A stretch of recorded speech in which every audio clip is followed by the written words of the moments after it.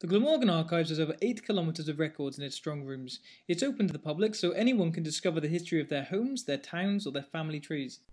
Today, members of the Grangetown Local History Society are researching the history of Cardiff Bay as part of the Time and Tide project being run by the Parliamentary Archives and the Glamorgan Archives.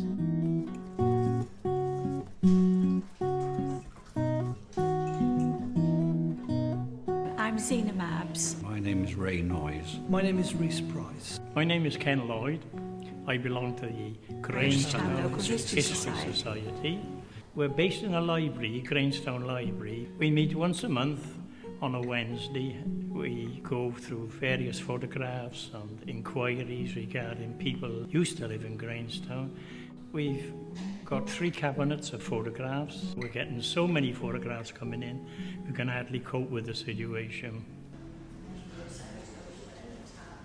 Well, we've been looking at the development of Cardiff docks, particularly several acts of Parliament that were necessary to expand the docks. We've been looking at documentation where people were either supporting the building of the docks or against the building of the docks.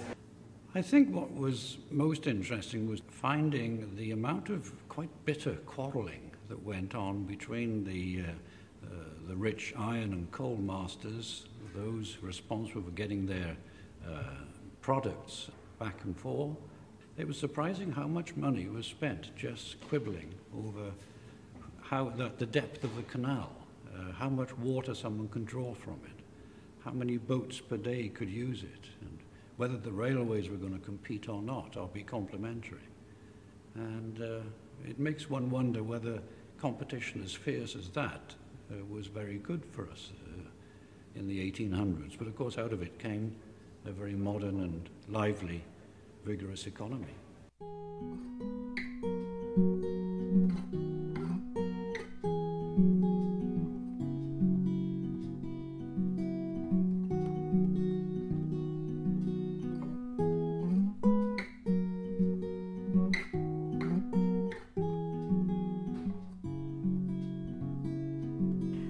I suppose basically what I discovered was what a thug the Marquis of Bute was, right?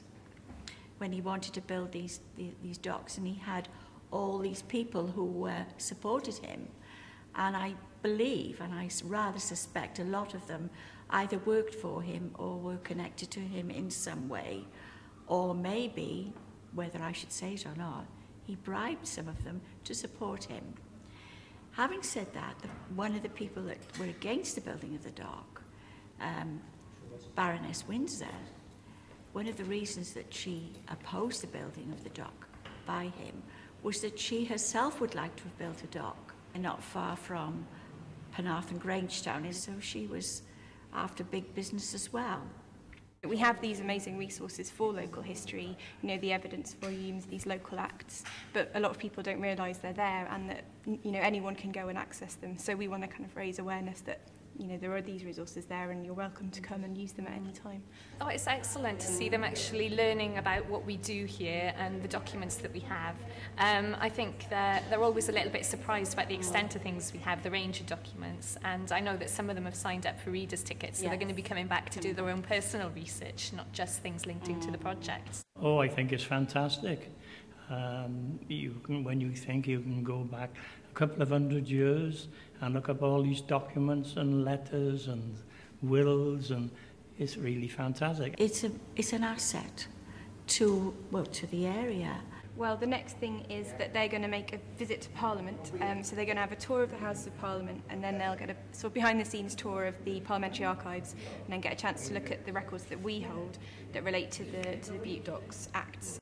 The things that we've been doing today are actually finding out about the people who were going to give evidence in Parliament, but we haven't actually got the answer to whether they were for or against the bill yet. We've got our ideas about what we think. Over here we looked at it was Baroness Windsor to start off with. Yeah. She was against. And then Edward Priest Richards. Well, I said he was for it because he had the money. I think that's going to be good thing about going to Parliament and seeing the evidence books is that you might, obviously you're going to find the answer then, aren't you? Yes. Well, it's been a great few days. Thank you very much to all of you for coming in. We really appreciated it from Glamorgan Archives, and I'm sure from the Parliamentary Archives as well.